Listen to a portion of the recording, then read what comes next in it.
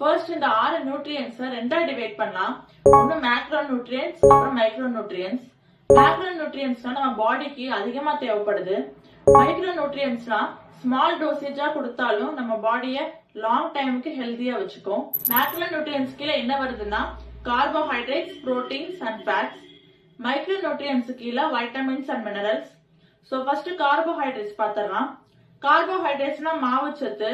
இது எல்லாருக்கும் தெரியும், நம்ம பாடிக்கு எனர்ஜி கொடுக்கும், பிரெயின் ஃபங்க்ஷனுக்கு யூஸ் ஆகும், நர்வ் ஃபங்க்ஷனையும் கரெக்டா பாத்துக்கும். இந்த கார்போஹைட்ரேட்ஸ் ரெண்டு டைப்பா ஸ்பிளிட் ஆகுது. Complex carbohydrates and simple carbohydrates. Complex கார்போஹைட்ரேட்ஸ்னா என்னன்னா ஸ்டார்ச் அண்ட் ஃபைபர், மாவுச்சத்தும் நார்ச்சத்தும். மாவுச்சத்து எதுல இருக்குன்னா அரிசி, கோதுமை, உருளைக்கிழங்கு இதுல எல்லாம் இருக்கு. நார்ச்சத்து காய்கறிகள், பழங்கள், முழு தானியங்கள்லாம் இருக்கு. இந்த ரெண்டு கார்போஹைட்ரேட்ஸும் பேர்லயே இருக்கு. ரொம்ப காம்ப்ளெக்ஸா இருக்கும், செரிமானம் பண்ண ரொம்ப லேட் ஆகும். பிளட் சுகர் லெவல் அவ்வளவு சீக்கிரம் அதிகமாகாது.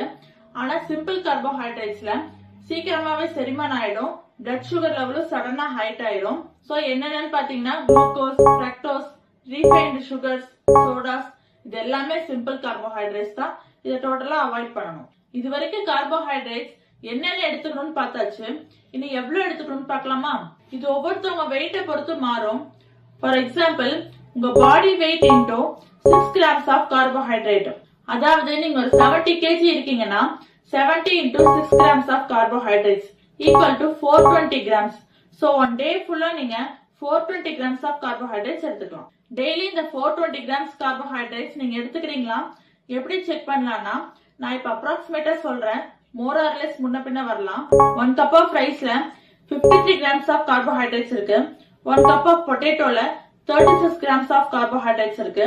5 இட்லியில 60 கிராம்ஸும் 4 தோசையில 100 கிராம்ஸும் இருக்கு. சோ இதை பேஸ் பண்ணி சாப்பிடுங்க.